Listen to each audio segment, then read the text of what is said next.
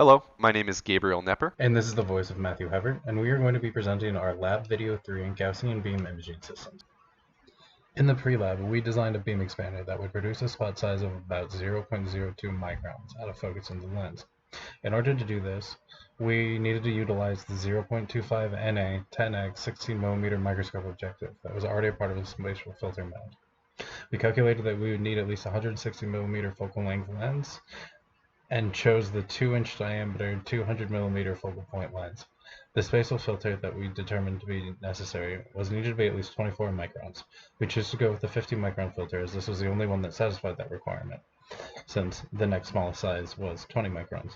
Using a spatial filter that is twice the size of the minimum value may have led to extra noise getting through, but will result in overall easier alignment.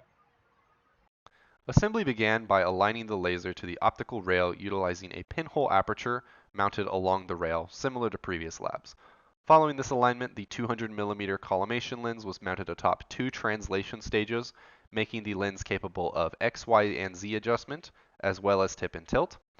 The collimation lens was then aligned to the optical rail, verified by an identical image location to that of the laser on the wall, as well as a back reflected beam image focusing to the center of the laser aperture. This collimation lens was then removed, and a 200mm focal length lens for later in the lab, capable of tilt and XYZ adjustment, was also aligned with the laser following the same procedure. The second 200mm focal length lens was then removed, and the microscope objective, capable of XYZ adjustment, was aligned through the pinhole aperture. Once all of these individual components were aligned, we could now begin assembly of our beam expander. The microscope objective was placed close to the laser aperture, noting its location on the optical rail, and the spatial filter was placed within its magnetic mount.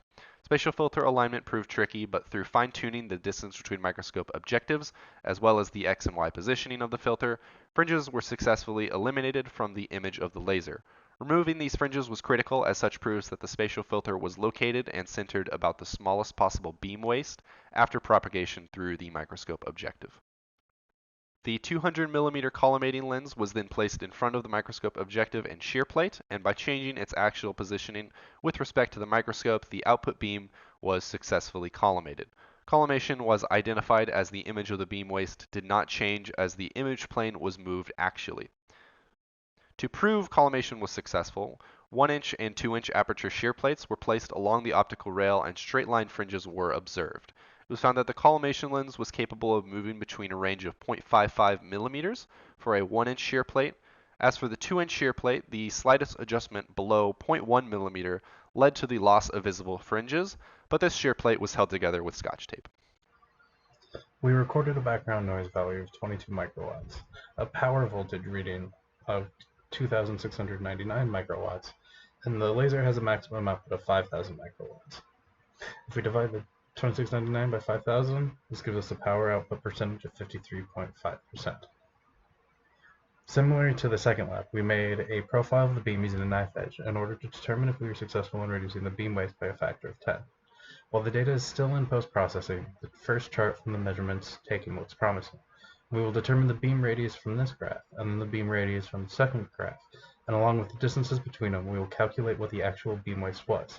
Then, we will compare those results to what we calculated from the pre-lab.